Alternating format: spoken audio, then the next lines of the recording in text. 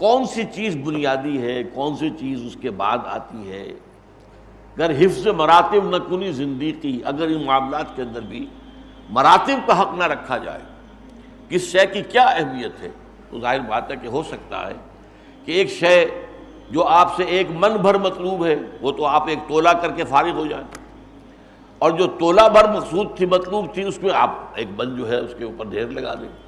تو یہ ساری چیزیں جو ہے نسبت و تناسب کا یہ الٹ جانا، یہ بھی انسان کی تباہی اور بربادی اور ناکامی اور آخرت کے خسران پر منتج ہو سکتا ہے.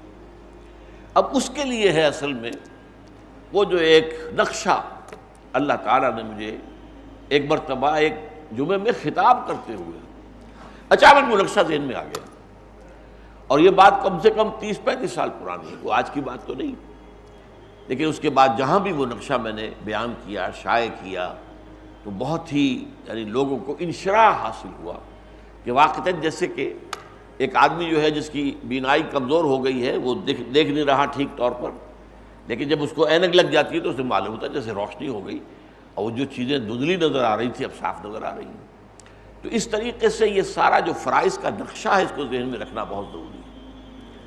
اس کے لیے یہ ہے کہ ایک 3 منزلہ عمارت کا آپ اپنے ذہن میں تصور قائم کریں، جس میں پہلی منزل پر صرف 4 ستون کھڑے ہیں، کوئی بلڈنگ نہیں، کوئی عمارت نہیں، کوئی دیواریں نہیں، کچھ نہیں. آج کل کا رواج جیسے ہے کہ وہ گویا کہ پارکنگ لاٹ کے طور پر وہ چھوڑ دی گئی جگہ. البتہ اس کے نیچے بنیاد ہے، بنیادوں پر کھڑے ہیں نا ستون. اور یہ بنیادوں کا بھی 2 حصہ ہے. ایک حصہ وہ جو نظر آ رہا ہے جسے پلنتھ کہتے ہیں آپ، وہ سطح زمین سے اوپر ہوتا ہے، جس کو کرسی بھی کہہ دیتے ہیں، یہ بھی بنیاد کا حصہ ہے. لیکن اصل بنیاد وہ ہے جو زیر زمین ہے، نظر نہیں آتی، انڈر گراؤنڈ ہے، وہ نظر نہیں آتی. لیکن ظاہر بات ہے کہ عمارت کی مضبوطی کا سارا دار و مدار اس پر ہے. جتنی اونچی عمارت آپ کو بنانی ہو اتنا ہی گہرا جو ہے آپ کو جانا پڑے گا فاؤنڈیشن کے لیے. اچھا، اس 4 ستونوں کے اوپر پہلی چھت آ گئی. اب اس کے بعد اوپر کنسٹرکشن ہے، ستون نظر نہیں آئیں گے لیکن ستون چلتے رہیں گے. یہ ستونوں ہی پر اگلی دوسری چھت بھی آئے گی. لوڈ بیئرنگ تو یہ ستون ہے. جو دیواریں بنی ہیں وہ در حقیقت لوڈ بیئرنگ نہیں ہے. آج کل کا جو آپ کو معلوم ہے جو انجینئرنگ کا اصول ہے کہ وہ سارا جو ہے سٹرکچر وہ ستونوں پر کھڑا ہوتا ہے، پلرز پر. باقی دیواریں جو ہیں وہ بڑی آسانی سے آپ نے اس دیوار کو ادھر سے ہٹایا ادھر کر دیا، ادھر سے نیچے سے نکالا ادھر کر دیا، اس سے کوئی چھت کو کوئی فرق واقع نہیں ہوتا. اس لیے کہ چھت کا لوڈ جو ہے وہ تو ستونوں پر ہے، وہ آپ کی اس باقی جو اس کے اندر چھت کے اندر جو میٹیریل ہے یا اس کے نیچے جو دیوار ہے اس کے اوپر کوئی لوڈ نہیں. تو دوسری چھت آ گئی، پھر یہی ستون آگے جائیں گے، اوپر جائیں گے، اور تیسری چھت آ جائے گی. 4 ہی ستون، اور اس کے بعد جو ہے اوپر 3 چھتیں. نیچے ظاہر بات ہے پلنتھ ہے اور فاؤنڈیشن. اب اس کو ذہن میں رکھیے، میں یہاں درمیان سے شروع کروں گا. دیکھیے، اسلام جو کہ در حقیقت ہم نے حدیث جبرائیل میں بھی پڑھا، اخبرنی عن الاسلام، یہ تو گویا کہ نقطۂ آغاز ہے. اسلام کے بارے میں فرمایا گیا کہ یہ 5 ستونوں پر قائم ہے. بنی الاسلام علی 5، ان میں سے ایک کو آپ سمجھیے پلنتھ لیول جو ہے اقرار باللسان، جو ظاہر ہے. آپ نے جب اقرار کیا، آپ نے کہا اشہد ان لا الہ الا اللہ وحدہ لا شریک لہ واشہد ان محمدا عبدہ ورسولہ صلی اللہ علیہ وسلم، تو لوگوں کو معلوم ہو گیا. لیکن ایک ہے ایمان تصدیق بالقلب، وہ در حقیقت نیچے جو اصل بنیاد ہے جو نظر نہیں آتی، اس لیے کہ دل میں ایمان ہے یا نہیں ہمیں نظر نہیں آتا. اصل ایمان وہی ہے، وَلَٰكِنَّ اللَّهَ حَبَّبَ إِلَيْكُمُ الْإِيمَانَ وَزَيَّنَهُ فِي قُلُوبِكُمْ. اور بدوؤں کے بارے میں فرمایا قالت الاعراب آمنا قل لم تؤمنوا ولكن قولوا اسلمنا. یہ بدو دعویٰ کر رہے ہیں ہم ایمان لے آئے، نبی ان سے کہہ دیجئے تم ایمان ہرگز نہیں لائے ہو، ہاں یوں کہو کہ ہم مسلمان ہو گئے، اسلام لے آئے. وَلَمَّا يَدْخُلِ الْإِيمَانُ فِي قُلُوبِكُمْ، ابھی تک ایمان تمہارے دلوں میں داخل نہیں ہوا. تو اب یوں سمجھیے نیچے سے ہم چل رہے ہیں. ایمان فی القلب، یقین والا ایمان دل میں. اس کے بعد پلنتھ شہادت جو ظاہر ہے. اس کے اوپر 4 ستون جو ہے، یہ 4 عبادات ہیں، نماز، روزہ، حج اور زکوٰۃ.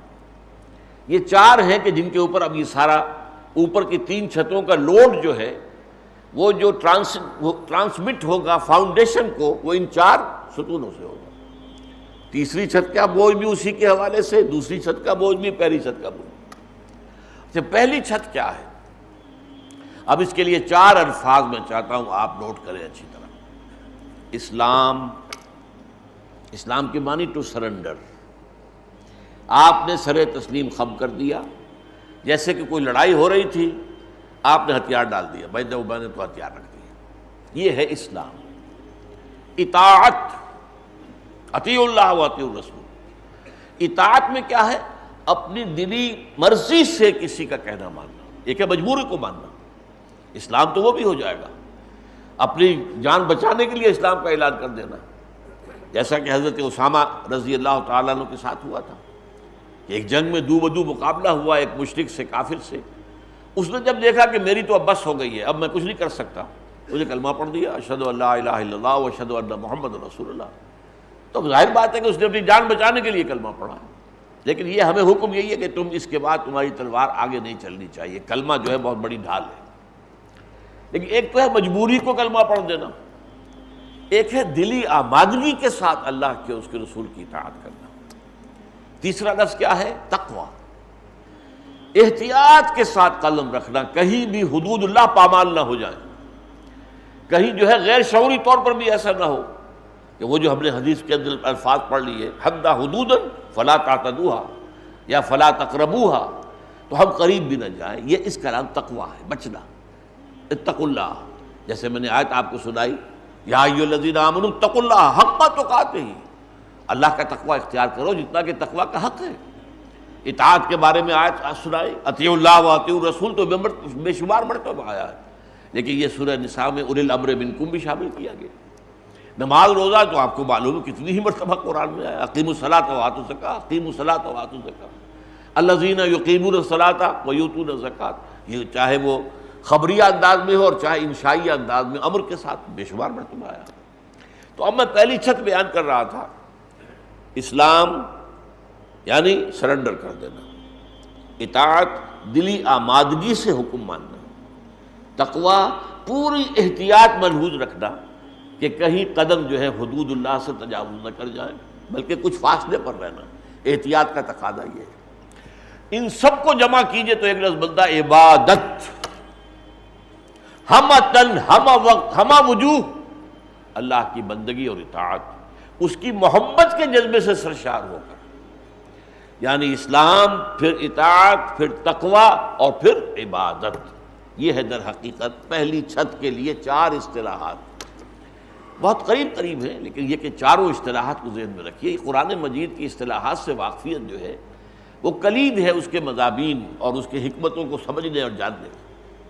اب چلیے، اب اوپر چل رہے ہیں ستون، دوسری چھت پہ انہی ستونوں پر قائم ہے۔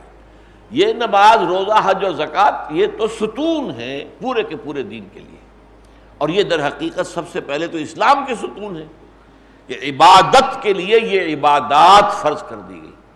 عبادت تو ہے ہمہ تن ہمہ وقت ہمہ وجوہ، اللہ کی اطاعت، اس کی محبت کے جذبے سے سرشار ہوگا، یہ عبادت ہے۔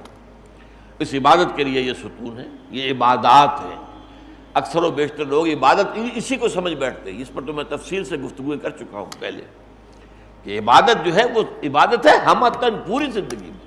وما خلقت الجن والانس الا لیعبدون، میں نے جنوں اور انسانوں کو پیدا نہیں کیا مگر صرف اس لیے کہ میری اطاعت کرے، میری عبادت کرے۔ تو کیا نماز آپ 24 گھنٹے پڑھتے ہیں؟ کیا روزہ آپ روزانہ رکھتے ہیں؟ اس میں تو ظاہر بات ہے کہ یہ تو عبادات ہیں۔